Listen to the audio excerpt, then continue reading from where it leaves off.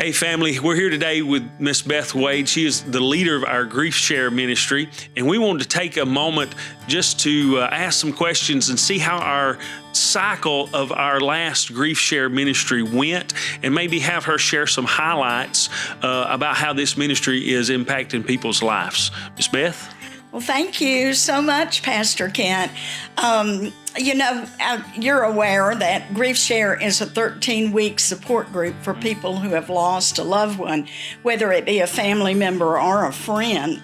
And so we began Griefshare with an orientation, and it is an opportunity for people to come and get information. They can bring someone. Or they can come and check out the ministry to see if that might be something they would like to work in that ministry. And then people register and pick up the Griefshare materials, and then we're ready to go for the 13 weeks. And then following the 13-week cycle, we have a celebration where we celebrate the healing that has taken place within the group. So it is an absolute wonderful program.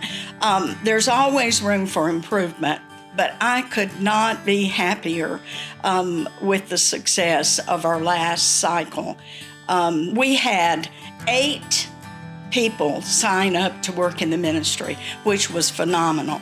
We had 3 facilitators. Many times churches are really struggling to have people to facilitate. And then we had 5 people who work with greeting and registration and follow-up and that type of thing. So it was, very, very successful. We had 14 people sign up to take the classes. And with Griefshare, there is no cutoff. So you can come into Griefshare in the middle of a 13-week cycle, or you can, and then you can come back and take the classes that you missed when we do the Griefshare cycle for the next time. And we generally have a couple per year. And so that works real well. So along the way, we lost a couple of those 14 people, but then we had a couple more people come in the middle of the cycle. So it worked out really well. Okay, Miss Beth, I know that when people think about Griefshare, it is about losing someone, but more specifically, what does that mean in losing someone? Well,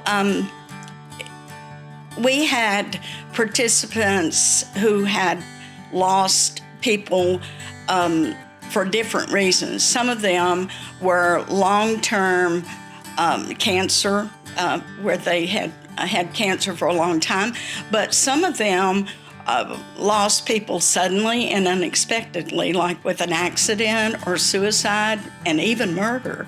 And so there were, all different types of losses. And then also, some of them were recent, and then some of them were years later before they came to Griefshare. So there's not really a time limit on when people can choose to come. They can come at any time following the loss. Right. And I'll share a story a little bit later of someone who had lost her husband 13 years ago, and she's one of the examples of a success story. I realize there is a level of confidentiality in the Griefshare ministry, but can you share with us, maybe in generic terms, some of the stories that people have shared and some of the things they've overcome through Griefshare ministry? Sure. We do have within Griefshare, we do ask people to be cognizant of what is said in the room and not go out and talk, just keep whatever is said within the room. But I can share several stories. All the participants actually stated that that they benefited tremendously from taking the class.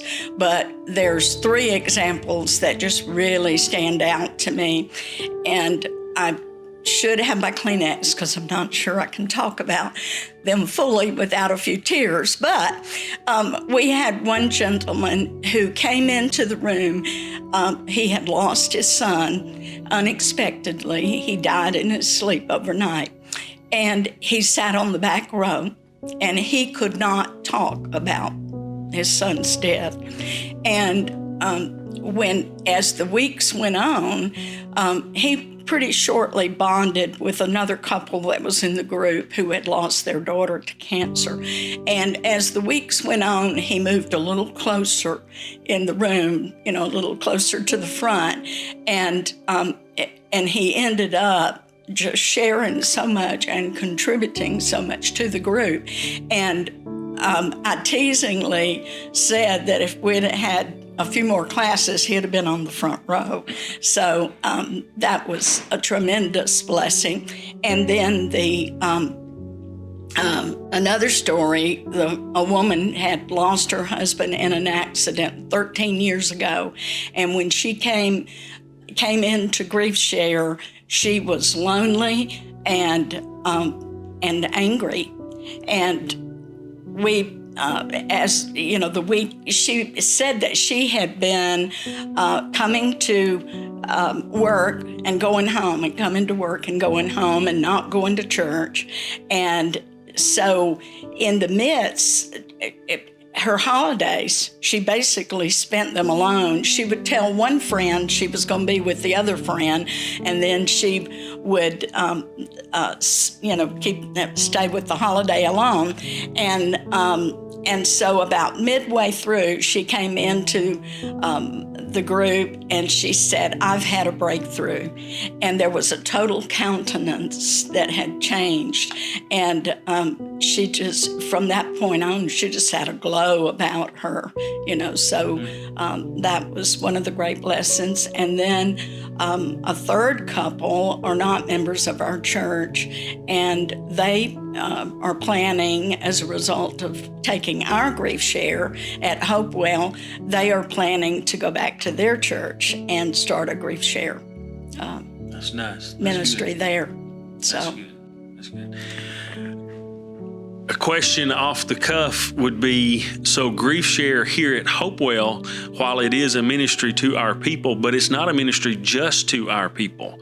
This is a ministry where we welcome everyone to come in and share in this ministry. that's great. Yes, and it's a tremendous outreach. As a matter of fact, for the last cycle, we had probably 5 or 6 people who are not members of our church. So it's a great outreach. Miss Beth, after seeing people's reactions, why do you believe that Griefshare is such a successful program? Well, first of all, and most important, it is Christ-centered. And then there are 3 components to Griefshare. Each week we watch a video, and it contains famous people like Anne Graham and Zig Ziglar, who now has passed away, but and other people, everyday people who have experienced grief, and they share different subjects on the video each week. And then we have a group discussion, a small group, and we talk about what was the subjects that were on the videos.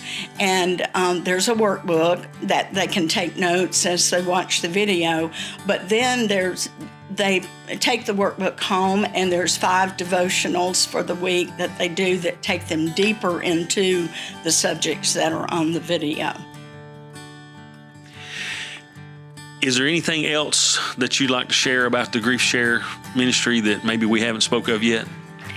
Well, we cover several myths throughout the 13 weeks, but one I'd like to share that I feel is so important, and that is the myth that it takes time, that you'll be okay with time. Time can help, but time cannot heal a person who is grieving. We have to work through it. We can't go around it or skip over it. Some people just busy themselves and I did that. I got so busy that I didn't want to think about, but then later it hits you. And so we do have to work through the grief and have that healing that comes with learning why we feel the way we feel and why we are experiencing the thoughts that we're having. So I think that's the greatest myth that I hear, and I hear it a lot. Well, thank you, Miss Beth, for sharing with us and taking the time today to explain and help us understand and even know more about Griefshare. And church family and guests, if you are interested in being a part of Griefshare, this is a ministry that is available here at Hopewell. It is a 13-week class or cycle that we have, and you can go to our website and find out about that and find out when it's offered. Also, you can look on the Griefshare website if you're curious about it in the future, or for a friend, you can refer them and they can find us there and find information in ways that they can be a part of the Griefshare here at Hopewell. Thank you for being with us today, and we hope that if you need help in recovering or dealing with the loss of a loved one, don't suffer alone. Come, let people love on you like the Hopewell family, and find the help that you need in Jesus. And we love you. Thank you for watching today.